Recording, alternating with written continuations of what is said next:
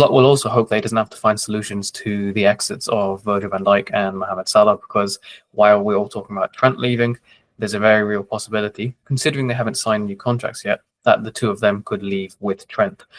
But some reports have suggested that if Trent was to depart, perhaps that the other two would be more likely to stay, because either they're more incentivized to, make sure that Liverpool don't drop off, or because perhaps wages have been freed that could be given to them.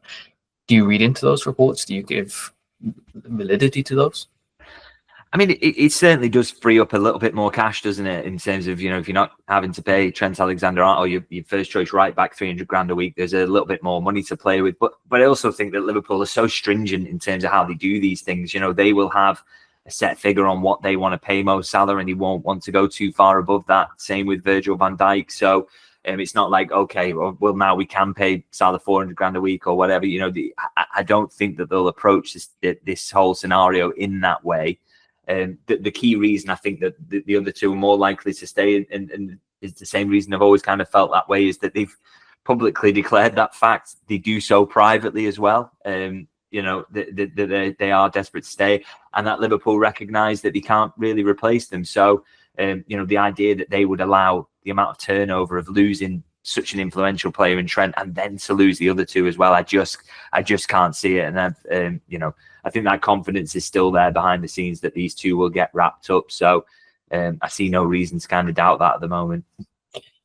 Can Liverpool absorb the impact of, say, losing two of the three, or is it just not possible? Maybe Liverpool could absorb the impact of losing one, which looks like it could be Trent, but can they absorb two, maybe even three? I don't think so. They could in the long term, in that you kind of trust this recruitment department to make good decisions, generally speaking. But I just think the start of next season will be so difficult. If you take out a right back of Trent's influence, you take out the best centre half in the world and the best goal scorer in the Premier League at the moment, arguably the best forward in the world or best player in the world, Mohamed Salah, on the basis of this season.